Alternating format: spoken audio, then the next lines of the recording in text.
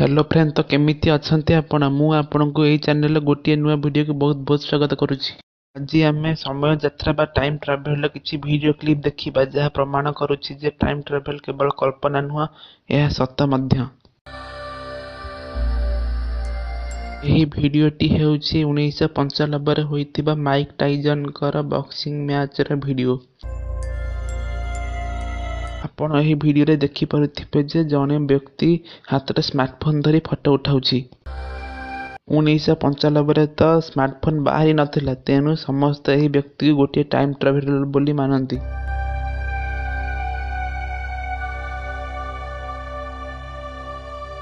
एही football match रे एमिति होइतिला जाहाको लोक माने विश्वास करि पारिले नाही। अरे गोटे छाई बिजुली बेगरे लोकक भितर पसी पसी जाउथिला। वैज्ञानिक माने एही छाई के जने टाइम ट्रैवलर बोली कहती, किंतु एहाको बहुत जना भूत प्रेत बोली भी कहूथिले।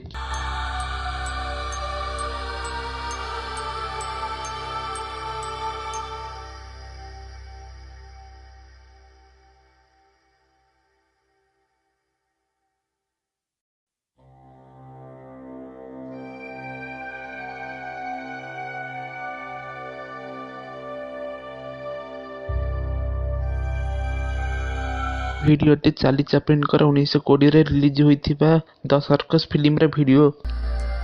आपण एही वीडियो रे देखि पारुथिबे जे जने महिला फोन धरी कथा हेउछंती। 1920 बेलकु फोन रा आविष्कार होई नथिला, सेथि पई समस्ते एही महिला को जने टाइम ट्रैवलर बोली मानंती।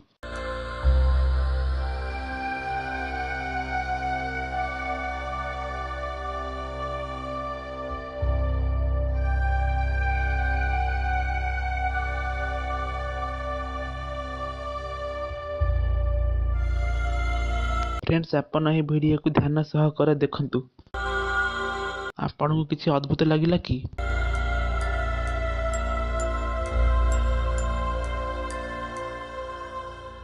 वीडियोटी को आउथरे स्लो मोशन रे देखंतु।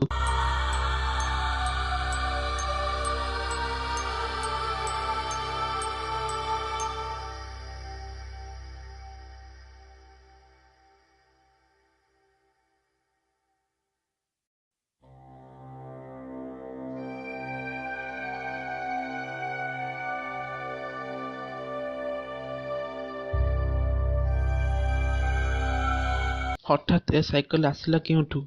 एहार आंसर एपर्यंत कहा पाखरे नहीं।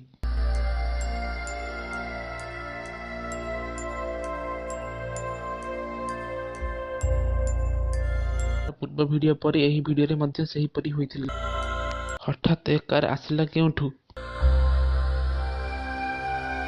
व्यक्ति निज कार रु बसी रेकॉर्डिंग करुथिले। हठात एही बड़ी दृश्य कैमरा रे कैद होई गला।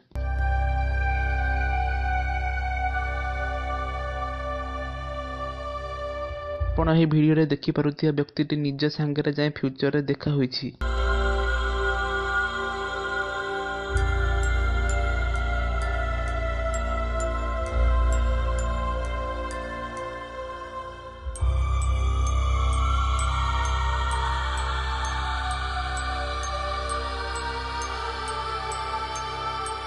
व्यक्तिटी कहूछि जे से 2042 को जाए निज बुढ़ा अवस्था देखि आसीछि।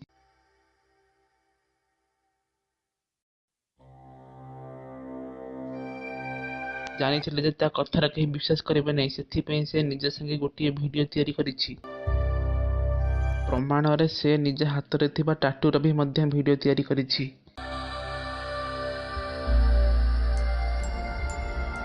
फ्रेंड्स, यदि वीडियोटी आपनको भल लागला तो लाइक शेयर सब्सक्राइब कर दियंतु।